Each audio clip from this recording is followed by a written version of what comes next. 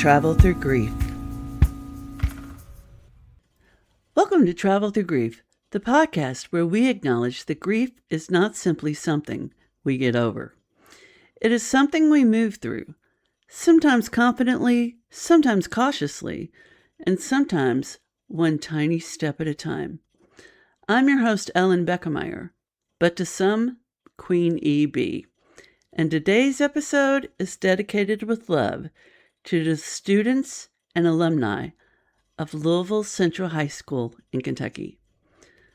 The new school year officially began this past Thursday, August 6th, but because our regular episodes arrive on Tuesdays, I wanted to take this opportunity to wish every Central student, teacher, staff member, family, and alumnus a wonderful school year. And in fact, I'd like to wish that to every student in the Jefferson County area, and all over the world for that matter. May this be a year filled with learning, growth, kindness, new possibilities, and plenty of room for each person to become who they are meant to be. There is something powerful about the beginning of a school year. Even when you are no longer a student, the arrival of August or September can bring back memories. You may remember the smell of a new notebook, the sharp point of a brand new pencil, freshly polished hallways. Those lockers didn't have graffiti anymore. Stiff new shoes, or the nervous feeling that came with walking into a classroom for the first time. You may remember studying your schedule, trying to find your locker, and wondering whether you would recognize anyone in your classes. You may remember the excitement of seeing old friends after the summer, or perhaps the loneliness of realizing that someone you cared about was no longer there. A new school year is often presented as a completely fresh beginning. We hear phrases like new year, new you, as though every student walked through the doors carrying nothing from the year before. But people do not arrive at school as blank pieces of paper. Students enter the building carrying full lives with them. They carry their hopes, talents, family stories, disappointments, insecurities, friendships, responsibilities, and most of all, their dreams. Some students enter the school year feeling excited and ready, but others, they enter tired, worried, or unsure. And some, they're carrying grief that no one around them can see. That grief may come from the death of someone they love. But grief can also arrive through many other changes. A student may be grieving a friendship that ended over the summer. Someone may be adjusting to parents who separated or to moving between two different homes. A student may be missing an older sibling who graduated. I remember when my brother went off to college. Someone may have moved to Louisville and left behind everything familiar. A family may be facing financial strain, illness, job loss, or uncertainty. A student may be grieving the version of life they expected to have before the circumstances changed. Adults carry these things into the school year too. Teachers may enter their classrooms while grieving a loved one, facing health concerns, or carrying worries about their own families. And staff members, they may be trying to care for everyone around them while silently dealing with personal pain. Parents and guardians may feel emotional as they watch a young person begin another year, especially when time seems to be moving faster than they expected. Even alumni can feel grief when they look back at their school days and realize how much has changed. It's been 40 years for me. Oh! That is why today's message is, do not disturb. There's healing in progress. Now, I'm not suggesting that we place a permanent sign on the door and refuse to participate in life. I am not telling students to ignore their classwork or teachers to cancel class or anyone to disappear from the world. The words "do not disturb" represent something deeper. They are a boundary. They are a reminder that people sometimes need protective time and space to heal, think, breathe, and recover. In grief, the ability to say "do not disturb" can become a learned muscle. At first, we may feel uncomfortable. We may believe we are supposed to be available at all times. We may feel guilty for turning off our phones, closing the door, even taking a nap, or just sitting quietly or saying no to an invitation. We may worry that someone will think we are rude, lazy, or even antisocial. But protecting our peace is not the same as rejecting other people. Sometimes it is the very thing that allows us to return with greater patience, clarity, and strength. Students need this kind of permission too. School can be loud, not only in sound, but in expectation. There are school bells, announcements, assignments, practices, meetings, activities, conversations, and constant movement. Back in my day when we had a boombox in the hallway, there was always constant movement. There may also be an invisible pressure to perform a particular version of yourself. Be confident, be funny, be social, be talented, be tough. Know what you want to do with your life. Keep your grades up. Fit in, but also stand out. Make friends, but do not trust the wrong people. Plan for the future, even while you are still figuring out the present. That's a lot for anyone to carry. Sometimes a student needs a quiet moment that does not have to be earned through exhaustion.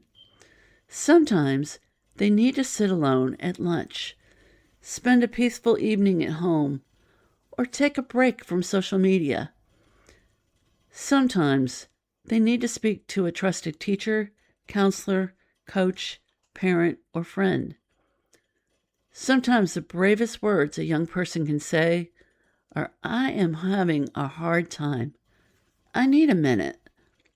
I need some help." Asking for space does not mean you are weak. Asking for support does not mean you are failing. Healing is not a disruption to your education. Caring for yourself is part of learning how to live. The phrase "healing in progress," that's important, because healing is rarely complete before life asks us to continue. You may still be healing while taking a math test. You may still be healing while performing in a concert or participating in a club, walking onto the athletic field, or even sitting with friends. You may laugh during the day and cry when you get home. You may have a wonderful week followed by a difficult morning. None of that means your progress has disappeared. Progress does not always look impressive from the outside. It may look like getting out of bed when you wanted to hide. It may look like walking into the building despite your anxiety. It may look like completing one assignment instead of becoming overwhelmed by 10. It may look like apologizing after an argument, maybe introducing yourself to someone new, or deciding not to respond to a cruel comment.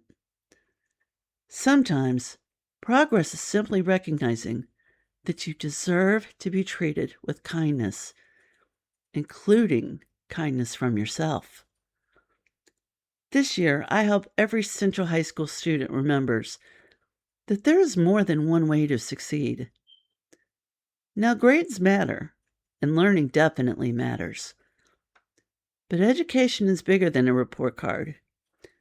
You are also learning how to communicate, solve problems, recover from disappointment, and work alongside people who may see the world differently. You are discovering what interests you, what challenges you, and what kind of person you want to become. You do not need to know the entire route yet. Very few people do. There may be students listening who feel as though everyone else has already figured out their future. It may seem that other people know exactly what college they want to attend, what career they will pursue, and what kind of life they will build. But remember, the confidence is not always certainty. Someone can speak confidently about a plan and change that plan several times. Someone can appear calm while privately feeling very confused. You are allowed to explore. You're allowed to change your mind. You are allowed to discover a path that no one around you expected. Traveling through grief and traveling through school, it has something in common. Neither journey happens in a perfectly straight line. Yeah, there are detours. There are missed turns. There are days when you move forward quickly and days when it feels as though you've barely moved at all. Yet every experience teaches you something that may become useful further down the road. Perhaps one of the most important lessons for any school community is the importance of leaving each other room. Leave room for people to learn. Leave room for someone to just have a difficult day. Leave room for mistakes to be corrected, especially that one. Leave room for people to grow beyond who they were last semester. I want you to leave room for the personalities, the cultures, the ideas, and the gifts and experiences that are different from your own. You never fully know what another person is carrying. The student who seems distracted may have spent the night worried about someone at home. The student who becomes quiet, they may be overwhelmed rather than they're just unfriendly. And the teacher who asks for patience, they may be managing far more than anyone realizes. The staff member who offers a smile in the hallway may be making an intentional choice to bring kindness into the building despite their own struggles. Being kind does not require knowing someone's entire story. It simply requires remembering that they have one. Kindness is not the same as allowing yourself to be mistreated. Protecting your peace may mean walking away from gossip, from cruelty, unnecessary drama, or relationships that constantly leave you feeling diminished. A do not disturb boundary can mean refusing to let other people decide your worth. It can mean choosing not to participate when a group is tearing someone down. It can mean declining to argue with someone who is only interested in creating conflict. You know, not every comment deserves your response, and not every opinion deserves space in your mind. And not every invitation deserves a yes. There is strength in knowing when to engage and when to step back. For the alumni of Central High School, this new school year may bring a mixture of pride and nostalgia. The building, programs, teachers, and students may have changed since we walked those hallways, yet the connection remains part of our story. You may still remember a teacher who believed in you, a friend who stood beside you, or a moment when you discovered something about yourself. You may remember accomplishments, laughter, and school spirit. You may also remember challenges that shaped your resilience. Alumni, they carry a school's history forward. Your experiences become part of the foundation on which new generations stand. When you encourage current students, Share your knowledge, celebrate their accomplishments, or simply remind them that they belong to something larger than one school year. You strengthen the bridge between the past and the future. Now, to the current students, someone who once sat in a classroom much like yours, and I've seen the building, so I know that's a fact, may now be living a life they could not have imagined at your age. They may have overcome setbacks, changed careers, raised families, built businesses, served their communities, or found purpose through unexpected circumstances. Your story is still being written. One difficult chapter does not determine your ending. And to the teachers and staff, thank you for the visible and invisible work that you do. You are not only delivering information, you are often noticing when someone is unusually quiet, offering encouragement after disappointment. And this one's important, creating structure during uncertain times. You may never know the full impact of a sentence you speak or the moment you choose patience over frustration. Students may not remember every lesson, but they often remember how an adult made them feel when they were struggling. And to the parents, guardians, and family members, remember that young person in your care may need different things on different days. Some days they may need advice, and other days they may need a listening ear, or even a favorite meal, a quiet ride home, or the reassurance that one mistake has not ruined their future. The transition back to school can be demanding for entire households. Give yourselves room to find the rhythm. And to anyone beginning this school year while grieving, I want to speak directly to you. You do not have to leave your grief outside the school doors. You also do not have to explain it to everyone. You get to decide who earns access to the tender parts of your story. Find the people who can hold that story with care. Create small places of refuge during your day. Take a breath before entering the next room. Maybe carry a comforting object, a phrase, a photograph, or memory. Let yourself experience moments of joy without believing that joy means you have forgotten anyone. You are allowed to heal and participate in life at the same time. Healing in progress does not mean life is stopped. It means something inside you is being repaired, adjusted, strengthened, or transformed while you continue moving forward. There may be caution tape around certain places in your heart. There may be rooms you are not ready to reopen. And there may be memories that still feel pretty tender. Treat those places with respect. Healing cannot always be rushed simply because the school calendar, social calendar, or rest of the world keeps moving. A do not disturb sign is not intended to remain on the door forever. Eventually, you may feel ready to open the door a little wider.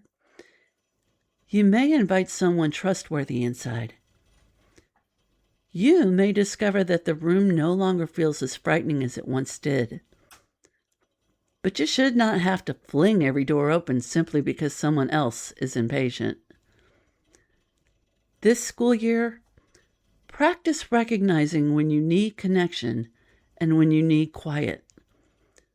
Both are important. Isolation can make grief heavier, but constant activity can prevent us from hearing what our hearts and bodies are trying to say. Healing often requires a rhythm between reaching outward and returning inward. I want you to focus, Learn, grow, be kind. Leave each other room. Those words are not only for students, they are instructions for all of us. Focus on what truly matters. Learn from experiences, including the uncomfortable ones. Grow without shaming yourself for who you were before. Be kind without abandoning your boundaries. Leave other people enough room to heal, change, and become. To everyone at Louisville Central High School and the alumni who continue carrying Yellow Jacket pride, wherever life has taken you, I wish you a meaningful, successful, and compassionate school year. May the hallways be filled with curiosity. May classrooms become places where ideas take root. May students recognize their own potential. And please support teachers, you all. May you teachers feel supported. And may friendships deepen. May mistakes become lessons instead of permanent labels. And may everyone remember that their presence matters. And when life becomes loud, demanding, or overwhelming, may you have the courage to protect a little quiet space and say, "Do not disturb, healing in progress."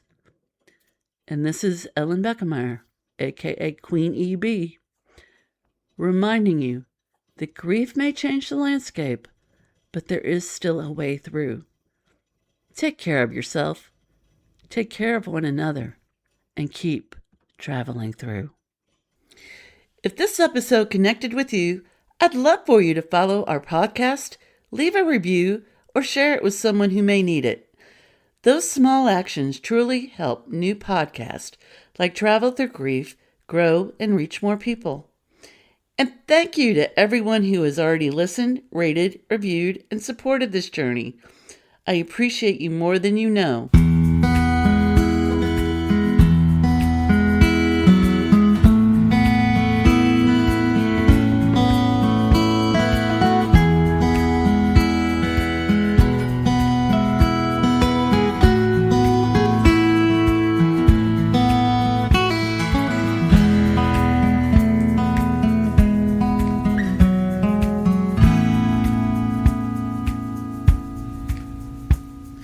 Until next time, keep finding your way forward.